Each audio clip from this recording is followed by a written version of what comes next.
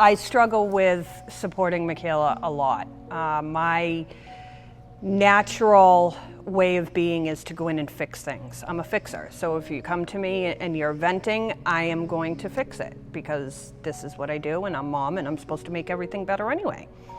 And ultimately that's not helpful to somebody who has mental health. So the learning curve for me has been great. I also grew up in the generation where if you cried, then your parents would give you something to cry about and other type things, right? So even expressing emotion is very difficult for me. I think the thing that was the most unhelpful, if anything, was just being like, are you in any clubs? Are you making friends? Like those specific questions, because since I wasn't meeting those goals, it only made me feel worse. Just asking me how I'm doing or if anything's going on that week, those are more general, and so those questions didn't bother me as much. But when I was specifically asked about, are you joining that film club or this or that, the fact that I hadn't been doing those things and felt like I couldn't just made me feel worse being reminded about it, I guess. In the long run, I just asked Michaela, what do you need from me? How can I better help you? I tended not to do that when she was in crisis, but would instead wait for after the crisis so that I could get a real answer, not a in this moment answer, I think. And her biggest thing was just ask me. Just ask me. And so I would use the phrase, what can I do? And God bless Michaela, she was strong enough to say, just listen to me vent. Okay, I can do that. I would say the biggest way you can support your child is to listen.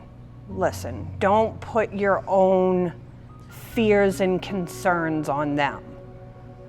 Leaving Michaela 7 hours away in New York when we're from Massachusetts was terrifying for me. I can't just buy a plane ticket and get to her in 2 seconds. I could jump in my car and drive to her, but it's going to take a day. So God forbid anything happened, I'd be so far away. And that was my biggest fear. But I tried not to let her know that. I'm a very non-social person, so I think for a normal person, you might want to reach out to your support system. Me personally, I just kept reminding myself that was my fear. Don't put your fear on your child. You know, what she's actually saying is XYZ.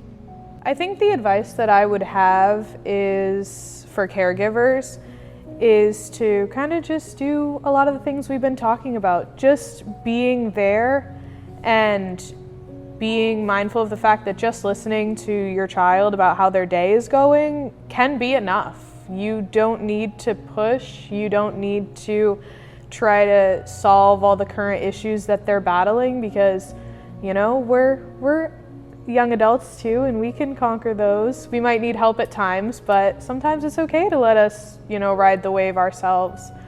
And I also think that just making sure that your child knows that you are there should they need it, and just try to be supportive of decisions, even if maybe necessarily you don't agree with them. Say, for example, my parents didn't want me to transfer. You know, ultimately it's my life, so you know, even if they didn't, I would hope that they would be supportive no matter what. And even if you think someone's maybe not necessarily making the best choice, just be mindful of the way that you express that, if you do at all. I never wanted you to be in television. Yeah, I know. Well, I know now. It just wasn't her. No, it really wasn't. But again, back to what she said, she's a young adult. She's got to get there on her own, you know?